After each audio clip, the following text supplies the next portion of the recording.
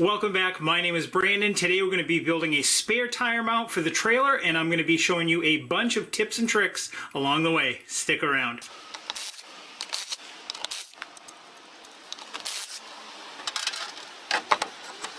Look at the tread on these tires.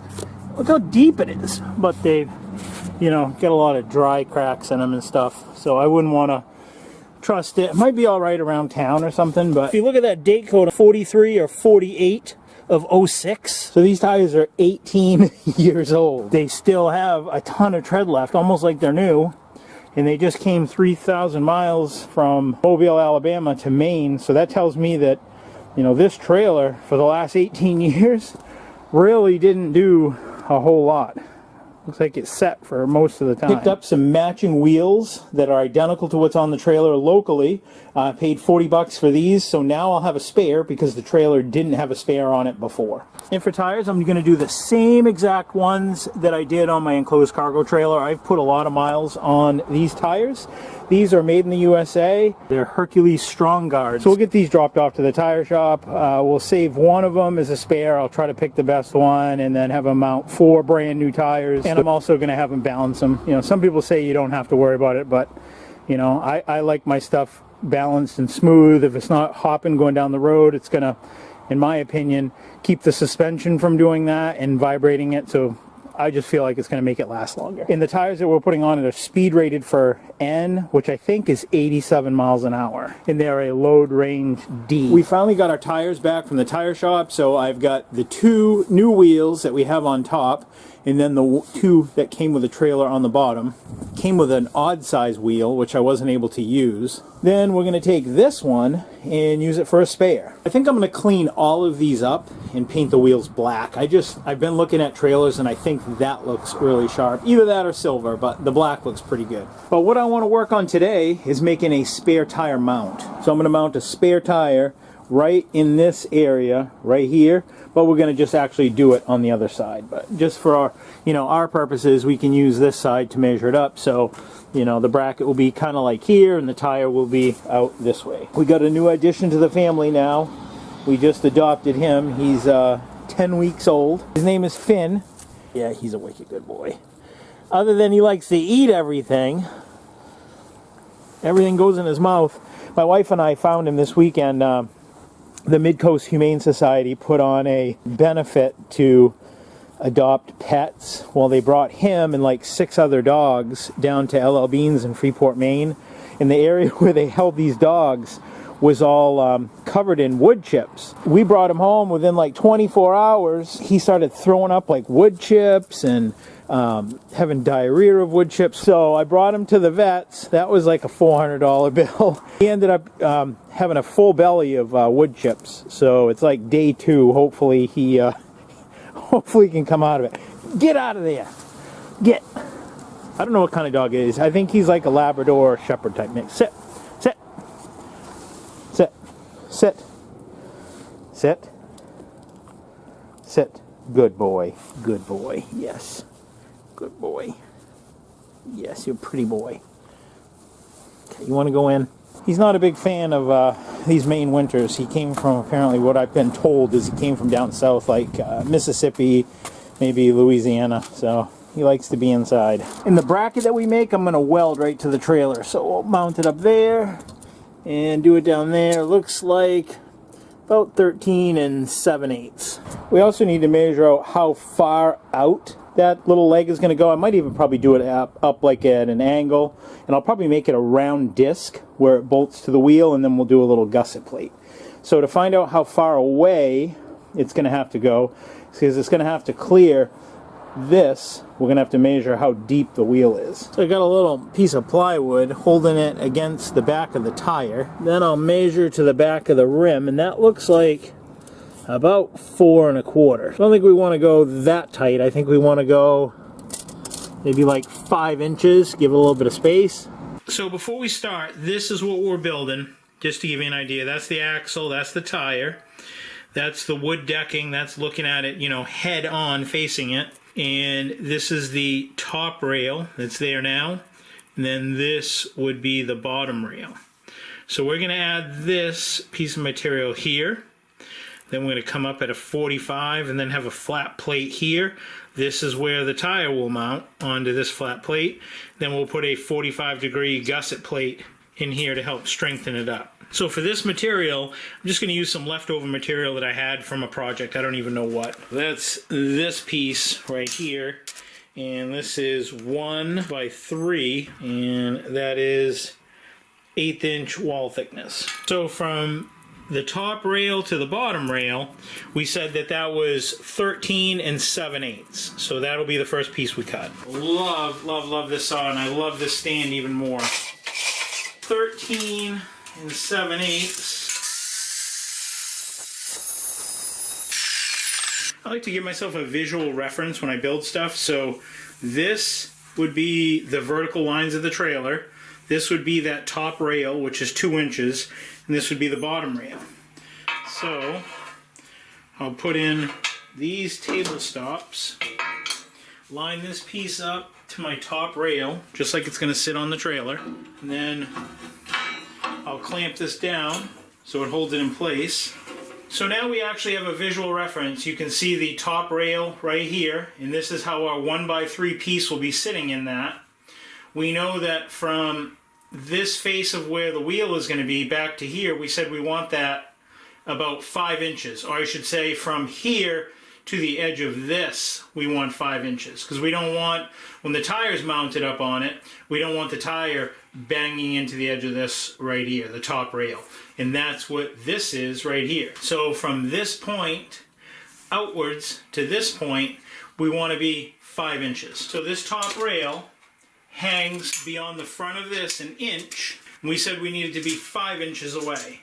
So that means in order to do that, we need to make a mark at 6 inches. And I'll come down here, make another mark at 6 inches, and connect the 2 lines. That's why having one of these fab tables is just so nice, guys. And if you want to see how I built this, I'll have a link up above, but it's pretty easy. I built everything you see. I built the clamps, I built the table, I even have a template that you can use to help you. Okay, so there's that. And that should give us about 3/4 of an inch from the top rail to the back of the tire. So now to get this length, all we got to do is draw that angle, because remember I said I wanted it at a 45. So there's that, and I'll just come back 1 inch from that, because that's the thickness of our material, and put another line. So now all I have to do is measure from the long point here, meaning that this is longer than this. So from the long point to the short point here, 8 1/4.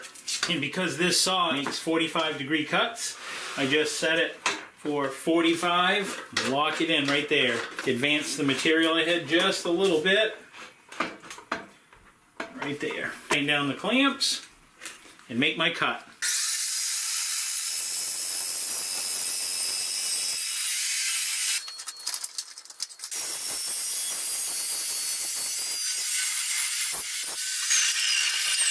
And I made this just a little bit shorter to tuck it in a little bit closer. So now I need to make the flat plate. I'm going to make it somewhat round that mounts off onto this, which is where the wheel will mount. And the back of that wheel, in the area where I want it to mount to, is 6 1/4 inches.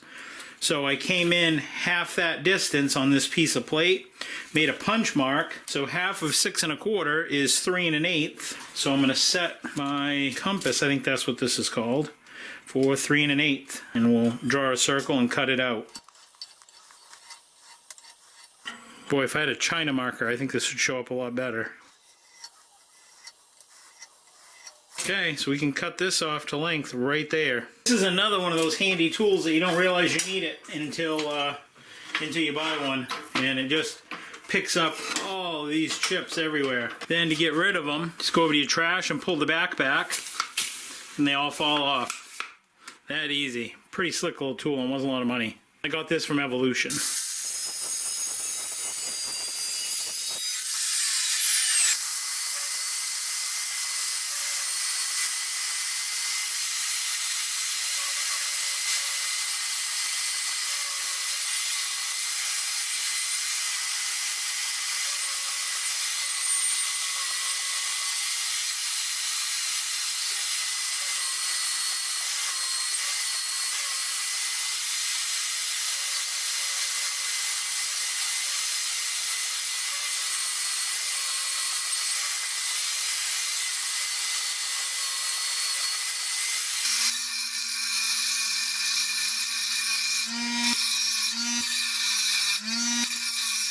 Now I'll just smooth it up a little with a 120 grit flap disc.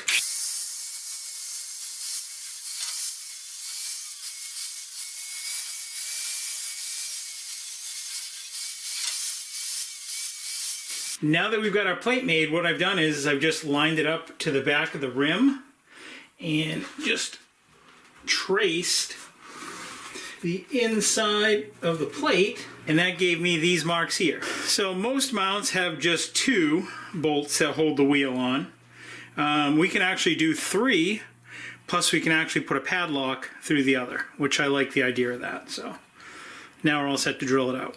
Now I've got a 1/2 inch annular cutter in my magnetic drill, and we're just going to drill it out. And I've also gone ahead and punched out each of these marks, center punched them just so I could locate them.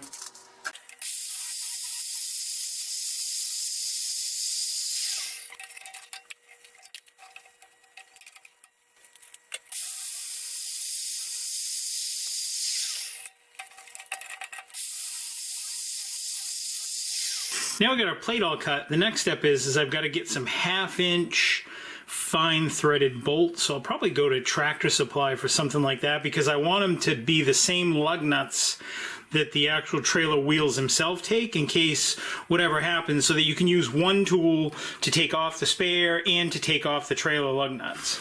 But as I'm looking at this, I see the date code of these tires, 43, so the 43rd week of 2006. These are Goodyear Marathons. These are definitely been in a marathon for 18 years on this trailer. I picked up some hub studs, and it's the same ones that are on the trailer now and the same ones that are going to be on it when we put the electric brakes.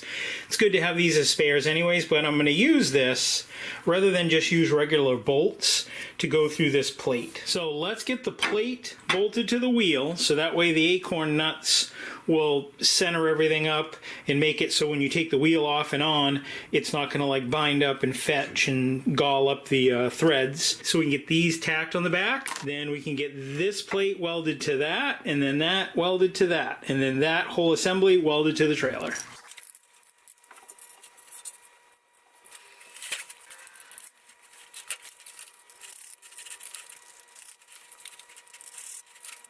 Another minor change of plans, I moved the washers to the back side of this, and the reason for that is that moving them to the inside didn't really do anything, and without them, what happens is the knurling is too long on them, so they're not threaded long enough. So what that means on this side is that you kept tightening down this nut, and then eventually it would just run out of threads, and there wasn't any extra room to just run a half 20 or whatever this is for a thread to lengthen it. Put them on the back, easy solves it, and these lug nuts are tight. Now we're going to weld it on the back side, and that'll keep these all centered up, so when you go to take the tire off, it should come off pretty easily.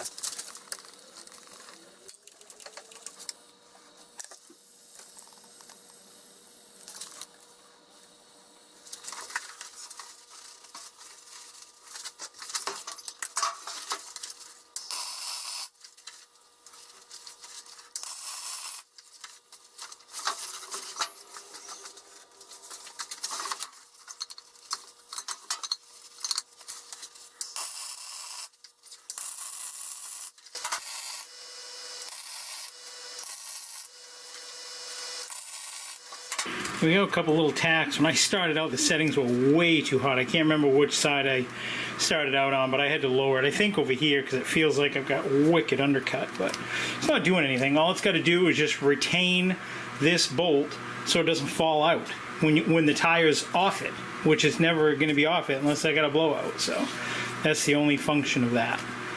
So let's unbolt this. We'll wire brush it up, get it cleaned up, and we can move forward on this fabrication.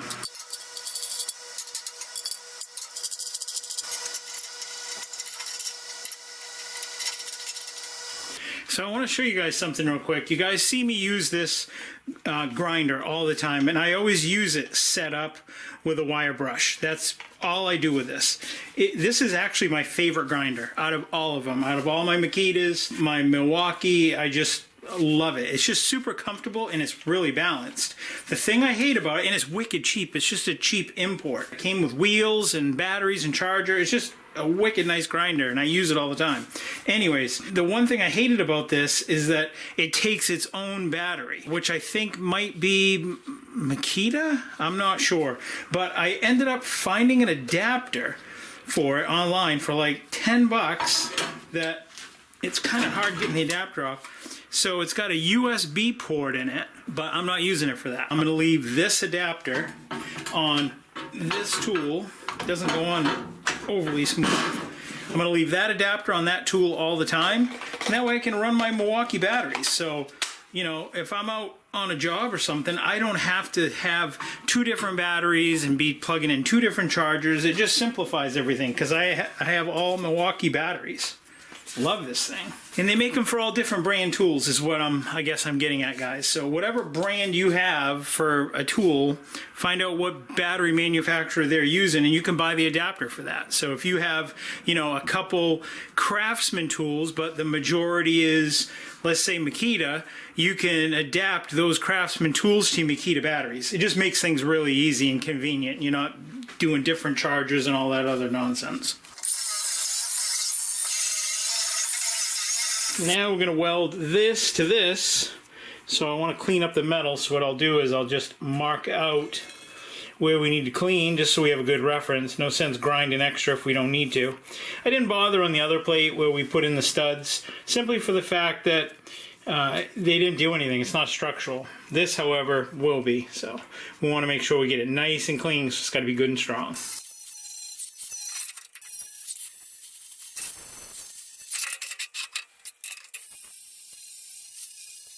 Next thing that we need to do, we need to make sure that this is 45 degrees to this. So when we weld this on, that plate is parallel to that. A couple ways we could do it. We could use a framing square and get it to where we need it and then clamp it down. Or we could use the table itself. And that's the reason I made this table, because it just makes things so much easier. So throw a couple of these table stops in, grab a piece of scrap. There we are. This piece is up against those table stops, so this and this is 45 degrees to one another, and we know that this leg needs to be right about there. So what we'll do is we'll just slide this against our scrap, loosen this up a little, and slide this down. And there it is, right there. Snug that up a little. Check it to make sure we're 90 degrees. Not quite there. There we are. And then we can check this for 90. That's good right there. So now we can get a tack on it right there. We know that it's at a perfect 45. We can verify it using our framing square. And there it is. This makes things really easy having one of these tables. And this table isn't very big, but it works great for me. Even with long stuff, I just work obviously one corner at a time. Sometimes it's inconvenient because I got to shift it around, but you know, kind of limited on space, so this works perfect for me. I think the hardest place to weld this is going to be down inside there. Not a lot of room, but we'll give it a try. I'm going to want to weld this vertical, so a couple ways you can do it. And for me, the way I would do it is clamp this down to the table and then clamp this to that. So then if you need to, you know, change the angle or move it so you're in a better position, you can do just like that.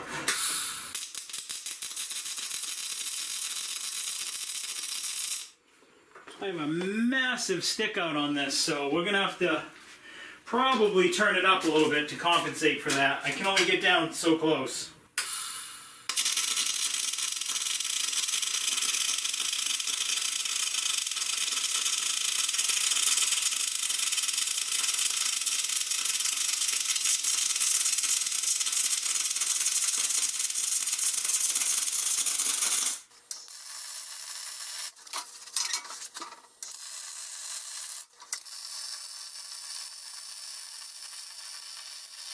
Now I'll work on getting the mill scale off this piece. Oh wow, That fits like perfect in there. That could actually be a 2-inch tool to lay this stuff out. Huh. Learned something today. Select, well, that's going to make squaring this up real easy now, guys. Watch. I've been wondering how I'm going to like clock this so that it's pretty straight to this without just kind of like sighting and guessing. So now we know that this is all laid out evenly. It fits snugly on that. Now we just take our table stops. We got one here. Put another one here. And this will do a couple things. This will allow me to make sure this and this run parallel, and then I can use the table to make sure that it's 90 degrees to itself. I've now got it centered the same distance on each side, so what I'm going to do is put a tack on it here and here, because I also have it centered this way, and I did that by using a square on each end and then referencing it off the holes that are in my table, because everything's all laid out 90 degrees to one another to itself. So now we want to make sure this and this run parallel to one another. If this was a completely level surface, then it'd be easy, you just level this, but I've got a tool that makes it real easy. So I just put a clamp to hold everything down tight so there's no movement. Then just take this, which is just nothing fancy, it's just a laser level that gives you the ability to set it for 0. So as that sits right there, that's pretty close. It's saying it's 1/10 of 1 degree out of level. So what we can do is just hit 0, make that level. So now we know that's our 0 degree level reference, and it's magnetic, so it's nice. We set it up here, saying that this is 1.4 degrees out of level. So what we can do is put one of our clamps on this and just use it to apply a little bit of downwards force on this back end until we're right. And then we'll just, once we get it zeroed out, we'll just double check it down here. So with going back and forth a little bit, I've got it pretty close. It's showing 0 right now, but it's between like 0 and a half a degree, and even if it's a degree off, that's not a big deal.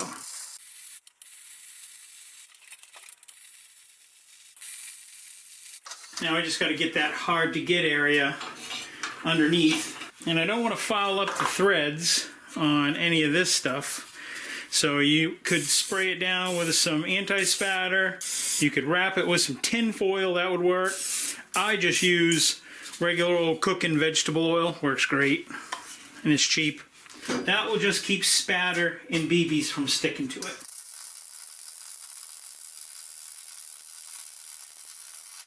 That's that, still steaming hot as you can see. But that looks really good, it came out good. We'll get our gusset plate welded in next, and that will pretty much complete this bracket.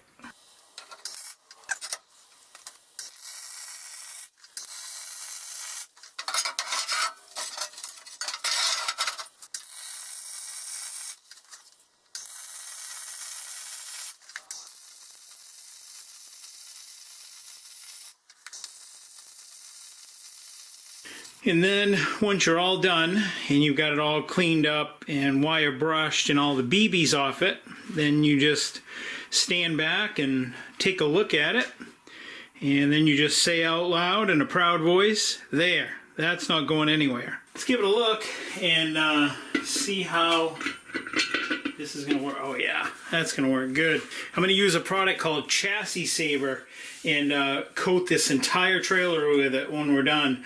Stuff is incredible. It's salt resistant, chemical resistant, acid, gasoline, oil. It's just super strong stuff. And you can paint it on with a brush or spray it.